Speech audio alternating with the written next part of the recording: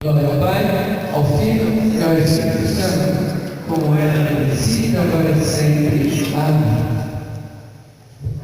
Vamos rezar também, pedindo também a intercessão dos nossos anjos da guarda. Santo anjo do Senhor, Deus Jesus, nosso a piedade divina, sempre me rege, me guarde, me governe. Amém. Boa noite a todos. Quero cumprimentar todos com a paz de Jesus, o amor de Maria e o fogo do Espírito Santo. Amém? Amém. Bom, para quem não me conhece, meu nome é David, eu tenho 26 anos, sou casado com a Valesca, nós temos 3 filhos maravilhosos e eu sirvo a Deus por misericórdia, através desse grupo de oração, uma grande alegria estar aqui. Hoje nós vamos fazer uma reflexão na Palavra de Deus, e se você quiser procurar, está no livro do Evangelho de São Lucas, capítulo 10, versículo de 25 a 37. Enquanto você vai procurando, a gente vai fazendo uma introdução aqui. Essa passagem que nós vamos ler, nós vamos fazer uma reflexão sobre o amor. Nós vamos falar aqui de amor. Nós vamos falar também, de como nós vamos aprender, como que a gente vai aprender a identificar o nosso próximo.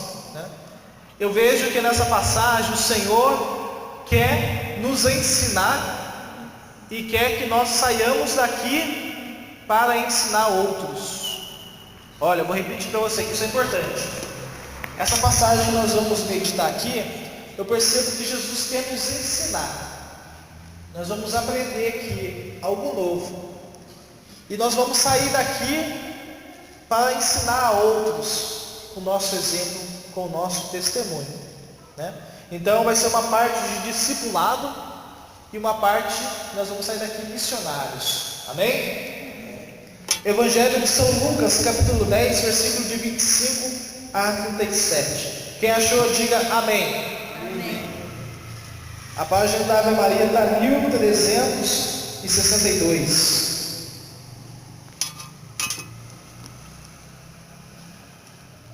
O título da minha Bíblia está aqui, O Bom Samaritano. Versículo 25. Levantou-se um doutor da lei e, para pô-lo à prova, perguntou: Mestre, que devo fazer para possuir a vida eterna? Disse-lhe Jesus: Que está escrito na lei? Como é que lês?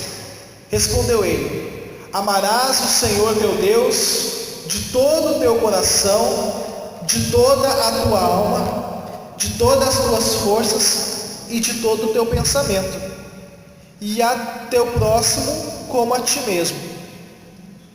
Falou-lhe Jesus: Respondestes bem, fazei isto e viverás. Mas ele, querendo justificar-se, perguntou a Jesus: E quem é o meu próximo?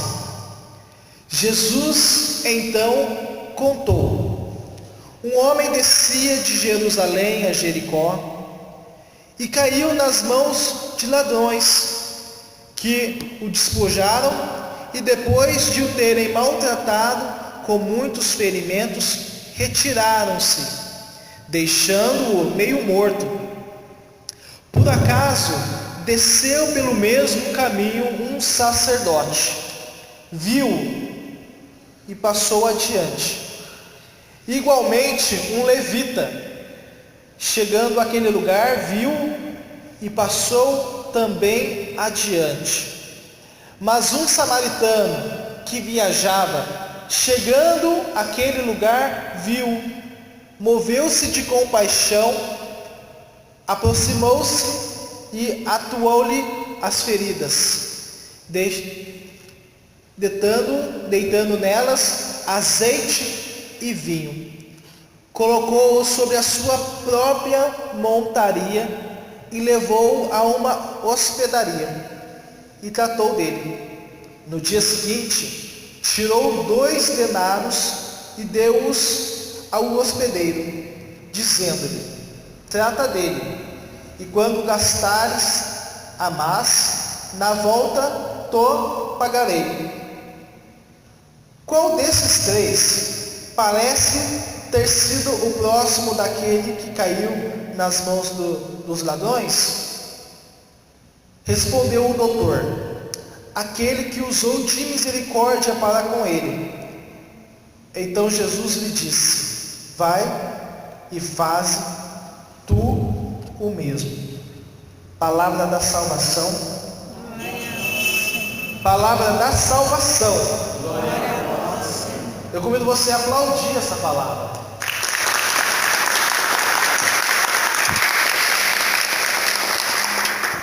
É interessante a gente perceber nessa passagem, muito conhecida, né? Muitas vezes se lê na missa, mas é sempre oportuna trazer a reflexão dessa palavra, né?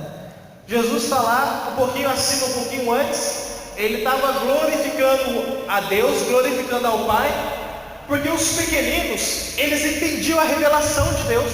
Um pouquinho acima aí da sua Bíblia aí, um pouquinho antes do versículo 25, Jesus está glorificando a Deus, ao Pai, porque os pequeninos entendem a revelação de Deus, ou seja, Deus se revela aos humildes. Mas aí, um doutor da lei que estava naquele momento, ele vai colocar Jesus à prova. E a gente sabe que um doutor da lei é alguém que conhece por demais a Sagrada Escritura, conhece a lei, conhece os profetas, tem entendimento, sabe, ele conhece. Tanto é que ele conhece que ele faz uma pergunta para Jesus, mas ele já sabia da resposta.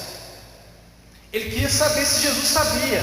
E é interessante que Jesus responde com uma outra pergunta, né? Na lei, o que está escrito? E como vocês lêem? Jesus responde com outra pergunta. E aí a resposta dele, né? Amarás o Senhor teu Deus de todo o coração, de todo o entendimento, com toda a tua força. Nessa resposta, e ao teu próximo ativismo, nessa resposta, o doutor da lei, que não tem nome aí, ele resume todo ali o Pentateuco, todo ali os 5 primeiros livros da Bíblia, mais ou menos umas 613 prescrições, preceitos judaicos, ele resume nessa resposta. Olha, então Jesus está conversando com um doutor da lei, com alguém que conhece a lei, com alguém que conhece a palavra. E aí ele faz um belo resumo para Jesus. E Jesus responde para ele: olha, respondestes bem, fazer isto e viverás. Ou seja, pratica isso que você sabe que é bom. Você sabe, doutor da lei, pratica isso, viva isso e você viverás. Esse viverás significa vida eterna, significa salvação. Ou seja, se ele seguisse aquele preceito que ele sabia, ele iria ser salvo. Mas ele, não contente com a resposta de Jesus, ele vai e provoca mais uma vez e pergunta para Jesus: e quem é o meu próximo? Aí Jesus, em vez de dar uma resposta direta e reta para ele, Jesus conta uma parábola, Jesus conta uma história. E é interessante que nessa história conta a história de uma pessoa, de um homem que caiu nas mãos de ladrões, né? E Jesus traz naquele cenário, naquela história, 3 pessoas que passam por esses ladrões. Ele coloca um sacerdote, que representa todo o culto a Deus do Antigo Testamento, todo aquele que está envolvido com as coisas de Deus, aquele que se diz ser de Deus, mas mesmo tendo o conhecimento de Deus, mesmo tendo assim toda a responsabilidade de fazer um culto a Deus, aquele sacerdote vê aquele homem caído e passa adiante. Um homem que conhece a lei de Deus, um homem que conhece a palavra de Deus, vê o seu próximo caído e passa adiante. Da mesma forma, um levita, que era responsável por toda a liturgia do Antigo Testamento, o levita fazia todo o serviço ali litúrgico do Antigo Testamento. O sacerdote oferecia o sacrifício, mas os levitas se preparavam, organizavam, como é a equipe de liturgia hoje. A gente faz uma comparação, os levitas faziam isso, ou seja, era uma classe ali dos judeus que conhecia a palavra, que conhecia a lei, que conhecia os mandamentos também. Mas conhecer não é o suficiente, meus irmãos. Conhecer não é o suficiente se nós não temos a misericórdia no nosso coração, se nós não temos o amor, se nós não temos a praxis, como diz a doutrina da igreja. Tem a doxologia, tem aquilo que é os dogmas, mas tem que ter a praxis, ou seja, a prática daquilo que a gente crê, a vivência daquilo que a gente crê. E aqueles dois, eles passam pelo homem que foi ferido pelos ladrões.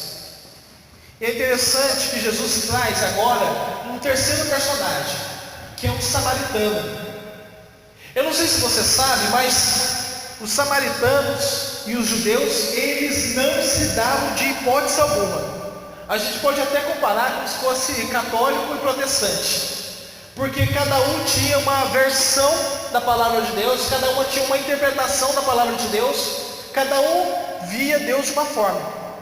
Os samaritanos achavam que podia adorar a Deus num certo monte, os judeus somente em Jerusalém.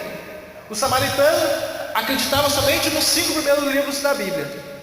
Os judeus já tinham o Pentateuco, os profetas, os salmos, etc.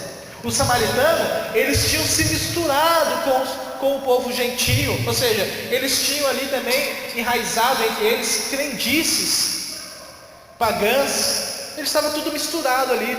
Eram dois povos que ali não se davam. Olha, eu quero chamar a sua atenção agora. Dois povos que não se davam. E Jesus traz um personagem daquele. Jesus é judeu. Jesus está falando com um doutor da lei que é judeu.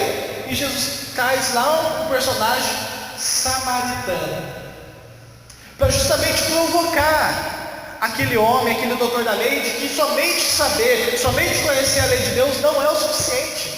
E o que significa isso para nós hoje, nos dias de hoje? Irmãos, somente vir à missa, somente vir ao grupo de oração, somente ser uma pessoa de Deus, saber as coisas de Deus não é o suficiente.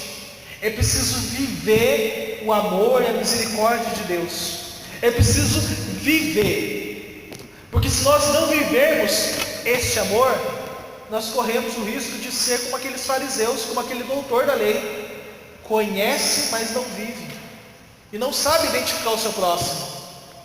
Então Jesus precisa pegar um samaritano.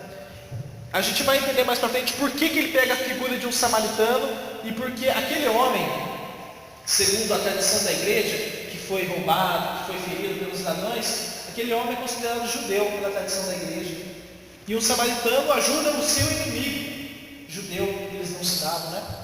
Se a gente for fazer agora uma visão, uma perspectiva, segundo ali a ótica de Santo Agostinho diz assim, olha que interessante. Santo Agostinho, olhando essa passagem, ele fala assim, os ladrões que roubaram aquele homem, sabe o que eles significam? Eles significam o demônio, a ação do demônio. Aquele homem, aquela vítima, sabe quem que é? Sou eu, é você, é toda a humanidade. Esses ladrões, ou seja, o demônio vem, diz a palavra de Deus em João 10:10, que ele veio para roubar, matar e destruir. E aí, quem que é aquele samaritano que vem para salvar, que vem para curar? É Jesus. Santo Agostinho diz, é Jesus que significa esse samaritano.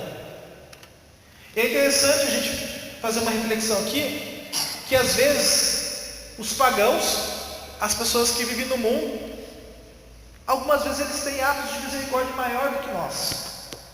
Às vezes eles tomam a iniciativa mais rápido do que nós. Às vezes a gente fica tão assim, omisso nas coisas, quando a gente vê alguém precisando de alguma coisa. Quantas vezes eu já vi pessoas que nem acreditam em Deus, na hora do pega para capar, na hora de pegar para ajudar alguém mesmo de verdade, vai lá e faz a caridade. E muitas vezes a gente fica muito enrolado com as coisas, muito preso, e a gente acaba esquecendo de ajudar as pessoas. E aí a Sagrada Escritura vai continuando. O azeite aí, que mostra, segundo Santo Agostinho, significa a proteção, aquilo que suaviza a dor, aquilo que vem como um bálsamo, Significa o Espírito Santo que é derramado sobre as nossas feridas. O vinho tem ali o significado de aquele que desinfeta, tira a infecção, né? Que é o sangue de Jesus que nos purifica, tira de nós toda contaminação. É o sangue de Jesus que significa isso, esse vinho. E a hospedaria, o que é a hospedaria? Significa a igreja. A igreja é essa hospedaria que acolhe aquele que Jesus envia. É por isso que eu tenho uma convicção comigo de que, por mais que às vezes a gente olha o culto de oração, vem poucas pessoas, ou a gente vai na missa, tem poucas pessoas, não importa. Se tiver uma pessoa sentada nesse banco, a gente vai abrir o grupo. Se não tiver ninguém, a gente vai abrir o grupo. Sabe por quê? Porque aqui é uma hospedaria. Quando Jesus enviar alguém, isso aqui tem que estar aberto. Eu não sou o dono dessa igreja, eu não sou o dono dessa culto de oração, ninguém é dono de nada da igreja. A igreja tem que estar aberta quando o Senhor enviar aqueles que Ele quer, no momento que Ele quer. A igreja tem que estar aberta, a hospedaria tem que estar aberta, para receber esses que Jesus traz para nós acolhermos. Aí eu pergunto para você, quantas vezes, olhe para a sua vida agora, quantas vezes é roubado de você a paz, a alegria, a esperança, os seus sonhos? Quantas vezes é roubado de nós a nossa salvação por meio das tentações?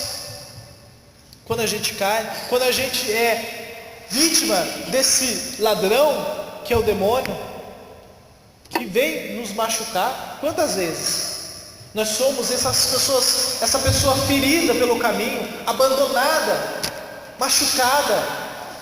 Quantas vezes ficamos entre a vida e a morte? Aí você pensa, mas eu nunca fiquei entre a vida e a morte. Ficou sim, por diversas vezes. Eu não estou falando do bios, da biologia, eu não estou falando do físico, eu estou falando do campo espiritual. Quantas vezes nós ficamos entre a vida e a morte, por causa dos nossos pecados, dos nossos vícios, por causa dos nossos defeitos de caráter? Quantas vezes nós somos colocados nessa situação? Como eu disse, o demônio, ele veio para roubar, matar e destruir.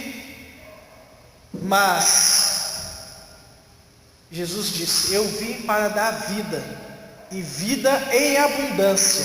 E aqui nessa passagem do bom samaritano, desse bom samaritano que é Jesus, ele veio, pensa comigo agora, Jesus veio para nos salvar.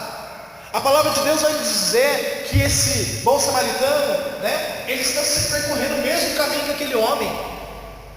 Aquele homem estava em Jerusalém e estava descendo para Jericó, dá mais ou menos uns 26 quilômetros de um lugar muito perigoso, cheio de ladrões, rochas, um lugar difícil de se passar.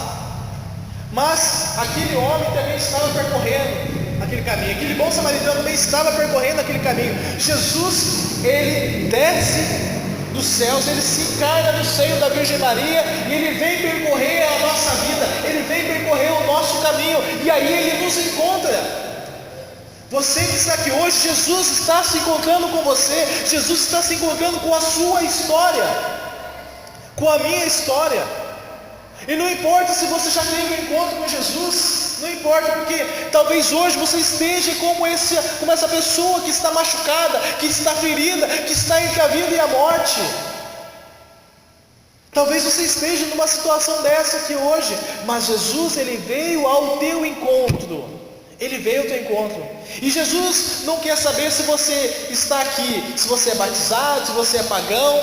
Jesus não quer saber os seus pecados, porque quando ele vê que você está machucado, que ele vê que você está ferido, está entre a vida e a morte, ele não pergunta para você se você já confessou ou não. Jesus, ele vai e oferece os primeiros socorros. Jesus vai e salva a sua vida, independentemente dos seus méritos, independentemente se você é ou não é uma pessoa boa.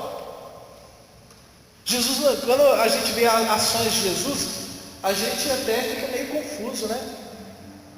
Porque Jesus, ele olha para o ser humano com a mesma dignidade. Da mesma forma que ele olha um cristão, um homem fiel, um padre, uma pessoa que está na verdadeira igreja, na verdadeira religião, que só existe uma, porque só existe um Deus, então só existe uma religião, a religião católica. Isso é histórico, isso é bíblico.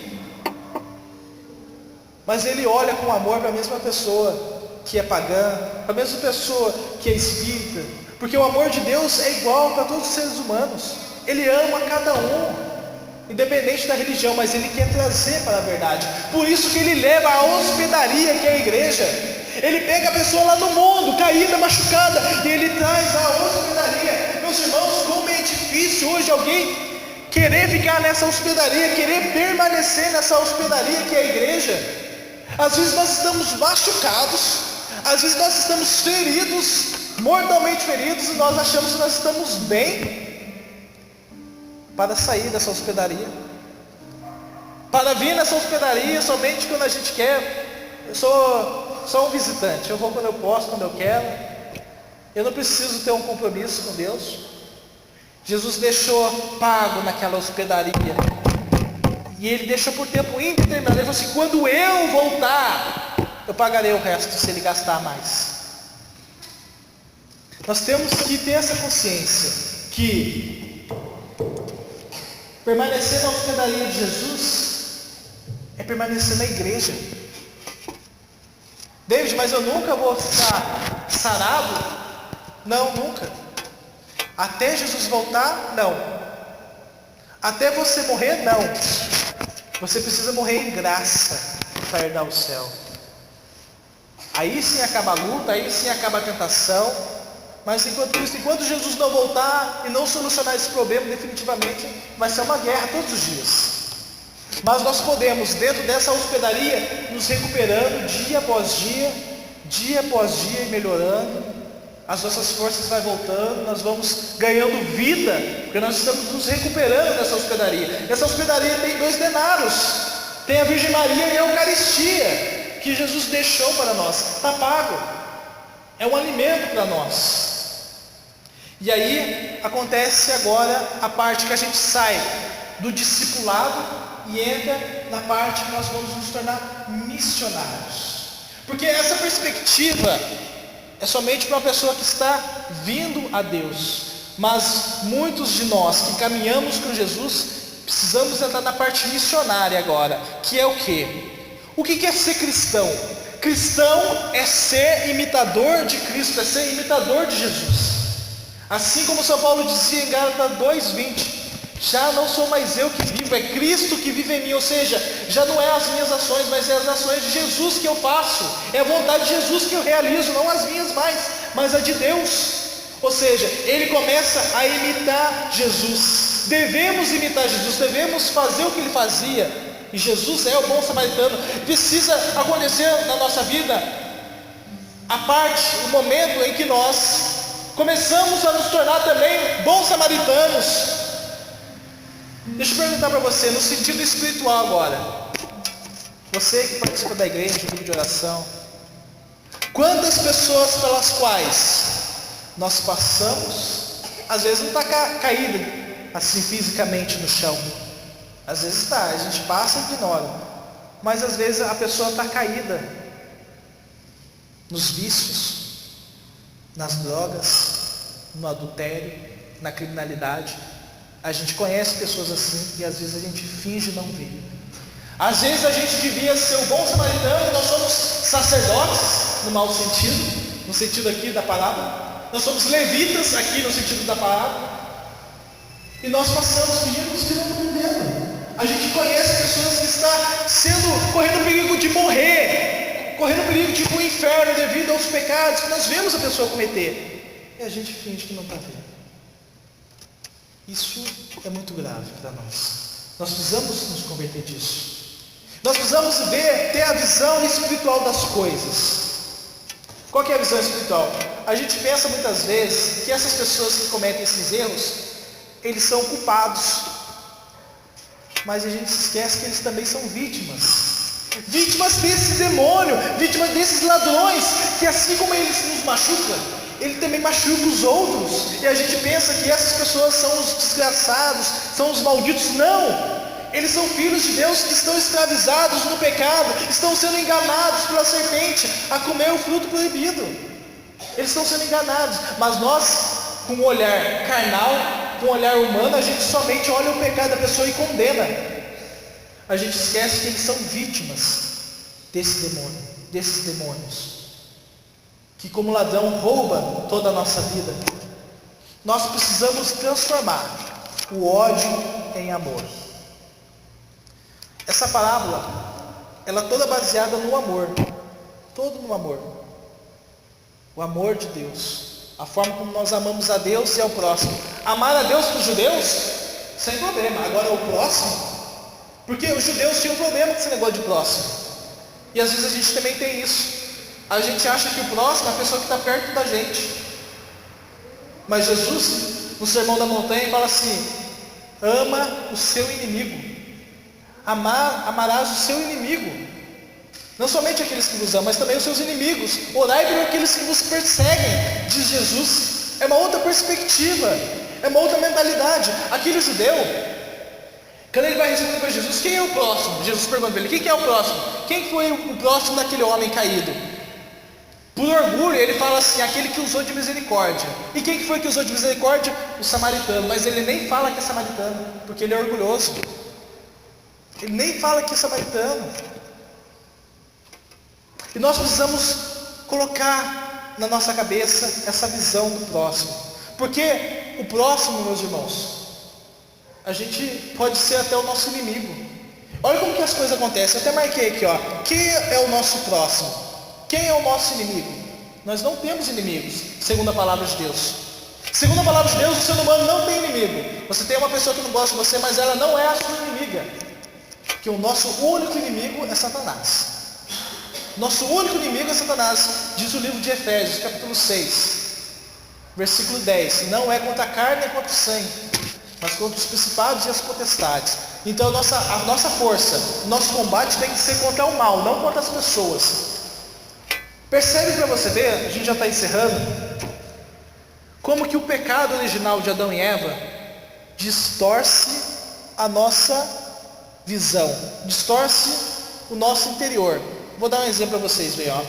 Com o pecado original, nós somos tentados a ver as pessoas que amamos como inimigas. Vou dar um exemplo para você: marido e mulher. Há certos momentos na relação de marido e mulher onde, no momento de uma briga, no momento de uma discussão, você começa a ver a pessoa como uma sua inimiga. Às vezes de forma inconsciente, mas você quer atacar. É como se fosse uma luta, uma guerra, um domínio ali, um tem que dominar o outro. Ou a relação de pais e filhos. Por causa do pecado original, a gente distorceu essa visão. Quem é o meu inimigo, quem é o próximo? Por isso que Jesus já fala assim: amarás o teu inimigo. Porque já envolve todos. Aquele que nós amamos, que às vezes se torna o nosso inimigo. Quantas vezes a gente conhece a história de irmãos que brigaram entre si, amigos que se tornaram inimigos por causa dessa guerra, por causa da mancha do pecado original, da consequência do pecado original. Enfim, temos que amar a todos. Ame a todos, porque o amor é o único caminho. Vamos repetir isso, ó. Ame a todos. Repete aí. Ame a todos. Com mais força. Ame a todos. Porque o amor é o único caminho. Irmãos, ser bom samaritano, como Jesus, tem que ser em qualquer lugar. Em todos os lugares. Dentro da nossa casa. É difícil? É difícil. Dentro da nossa casa, no nosso serviço, na nossa escola, em qualquer lugar, dentro da igreja também. Às vezes a gente tem alguns conflitos que é natural, uma coisa ou outra. Temos que ser esse bom samaritano, amar, porque o amor é o único caminho. A gente vê a Sagrada Escritura, diz no livro de Romanos, que o mal a gente tem que pagar com o bem. Nunca pode pagar o mal com o mal, porque o mal devora-se a si mesmo. A vida de São João Paulo II, ele mostra isso. Só o amor pode salvar os homens do abismo. Só o amor pode salvar essa sociedade do abismo. Só o amor pode salvar a nossa casa. Quando alguém vir com pedras, com palavras, com dureza para você, você tem que perceber que ela está sendo vítima de uma influência diabólica, de uma influência demoníaca. Ela está sendo a vítima do demônio. E você tem que, como um bom samaritano, olhar para ela assim: ela está sendo ferida, ela está sendo influenciada. E amar. Amar não é aceitar o erro dos outros. Não. Amar é você corrigir. Amar é você perdoar. Amar é você trazer para próximo de si aquele que você quer afastar. Quantas pessoas da nossa família a gente pode ter afastado de nós? Quantos amigos a gente pode ter afastado de nós? Eu não quero mais papo com esse cara não. Não rezo mais com esse cara. Nós precisamos amar a todos, meus irmãos.